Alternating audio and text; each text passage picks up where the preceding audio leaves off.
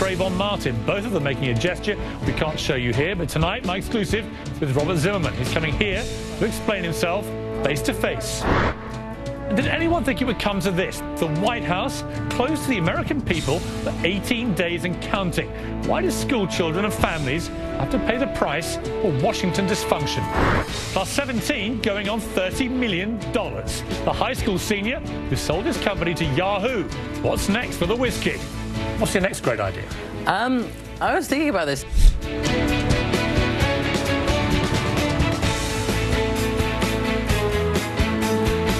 Now I want to turn to the emotional interview you saw right here just 2 nights ago. Grieving mother devastated over the death of her 13-month-old son, shot in the stroller in broad daylight. Sherry West told me that 2 teenagers approached her, demanded money, then shot and wounded her before killing her son. Then she told me this. I just hope, you know, that the shooter dies. I mean, I had to watch my baby die, and I want him to die. A life for a life. Today, those teenagers, 17 and 15, were indicted for murder. Since they're both juveniles, they won't face the death penalty. But that's not the end of the story tonight. Robert Zimmerman Jr., the brother of the man who shot Trayvon Martin, is here to explain this, a shocking tweet that he sent out that a lot of people are calling racist, comparing Dr. DeMarcus Elkins, the 17-year-old charged with shooting Sherry West's baby, with Trayvon Martin, both teens making an obscene gesture. And Zimmerman added the caption, quote, "A picture speaks 1,000 words. Any questions?" unquote. Robert Zimmerman Jr. joins me now exclusively. Robert, I've spoken to you a number of times in the last year. I read all the tweets that you sent carefully, and there's no doubt they were incendiary. And I want to draw in particular attention to 2 of them. One is one that you said here, alleged FB pics of 13-month-old Antonio Santiago's alleged killer and Trayvon Martin. The 2 pictures we saw side by side, hashtag uncanny. The second one says, liberal media should ask if what these 2 black teens did to a woman and a baby is the reason people think blacks might be risky. Right.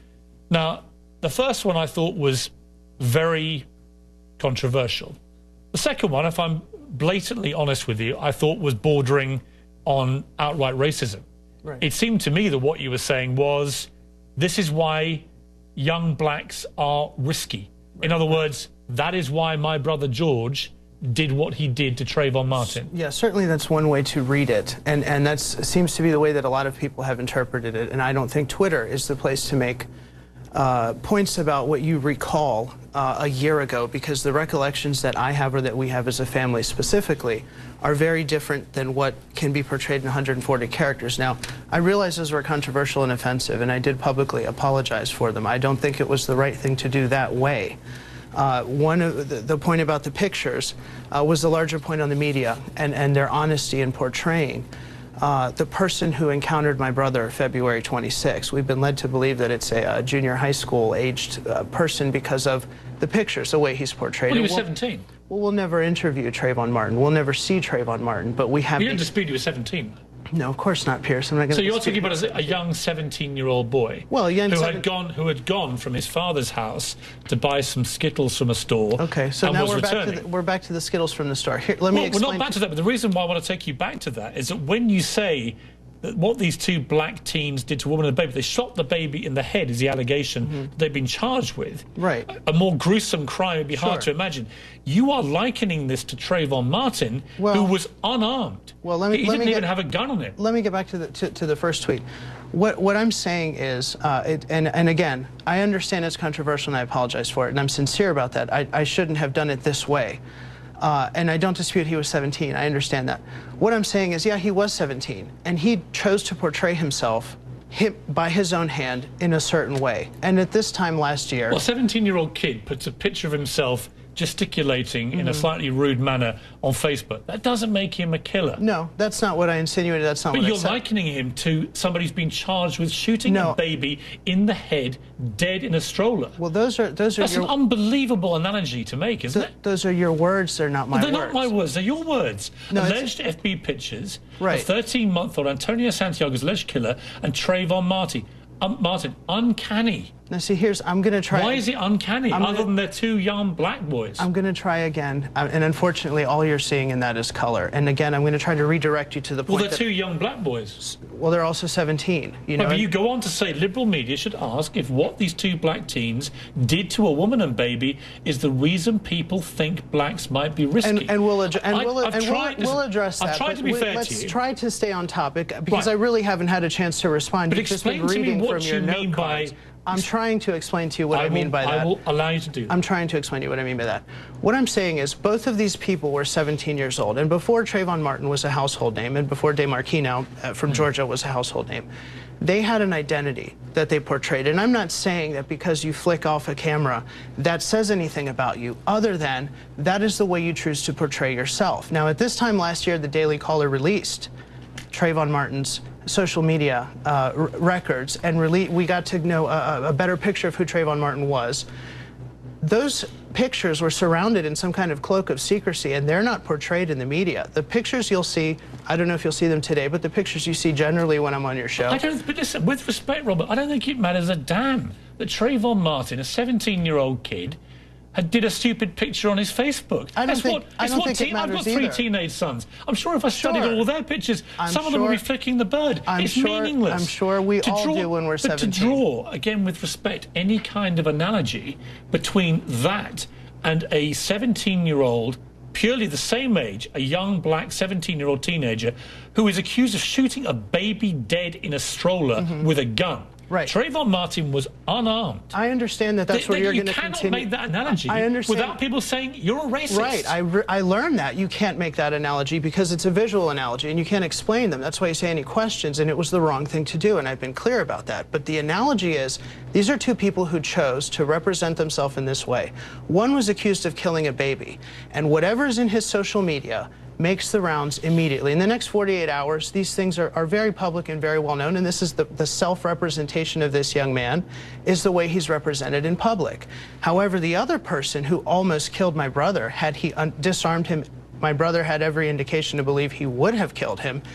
His social media is off limits. The media is not supposed to touch that because Ryan Jewelison, Benjamin Crump, and Natalie Jackson don't want you to know who Trayvon Martin was.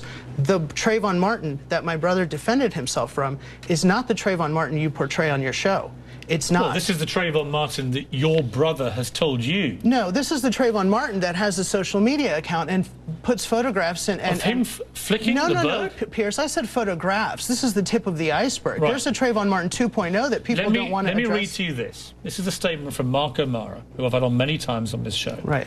He is the attorney for your brother. Right. The Zimmerman case has started a conversation about race in America. We must talk about race in a way that brings us together, not in a way that drives us apart. Robert Zimmerman Jr.'s recent comments about race only drive us apart. Robert doesn't speak for the defense. He doesn't speak for George. They're clearly very angry about this. Yes, they are very angry, and I don't disclose... But you know why they're angry? Absolutely, and I understand Let me lay it bare what people are saying.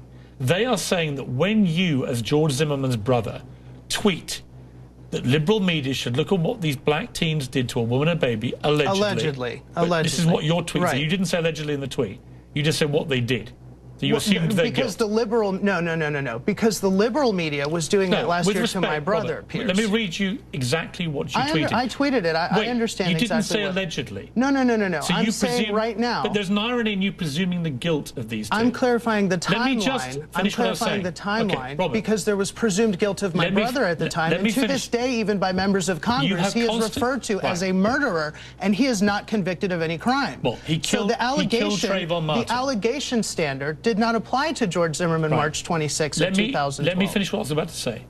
You didn't say allegedly, so you have presumed the guilt of these two black teens. The liberal media did not say allegedly, Pierce. Let me read your tweet to you. That's the point of that tweet. Go ahead. Liberal media should ask if what these two black teens did to a woman and baby, an assumption of guilt there's no allegedly, is the reason people think blacks might be risky. This is why Mark O'Mara is so enraged by this, because it reveals to some, to many, I've seen the Twitter reaction to this, it reveals a possible mindset amongst the Zimmerman family that young black teenagers are risky because they're young black teenagers, That mindset, which many people say is exactly the reason that your brother George shot and killed Trayvon Martin. Exactly. And that if he hadn't profiled Trayvon Martin as a young black teenager, then he might be alive. Let's take and that's why what you tweeted is so sensational. It is sensational. And why the defense for your brother have issued such a strong statement denouncing. Correct, and correct to do so, because if I were an attorney and something like that landed in my lap to where it has evolved to, which is made a racist tweet, I made a tweet about, here are two images of two individuals, one accused of a crime, one who in our minds would have gotten away with a crime had my brother not saved his life. The social media accounts of Trayvon Martin, the way he chose to portray himself before he was a household name, are irrelevant. Things about Trayvon Martin, like marijuana pipes, allegedly, things that we know now in evidence have come out, are irrelevant. It's irrelevant. If marijuana is found in his system, it's irrelevant. It's dismissed by an attorney, and it's not talked about ever again. And the images that are played again and again and again in the media are dated images. And you know how they're quoted, you know how they're cited, you know how they're presented, the context it's given?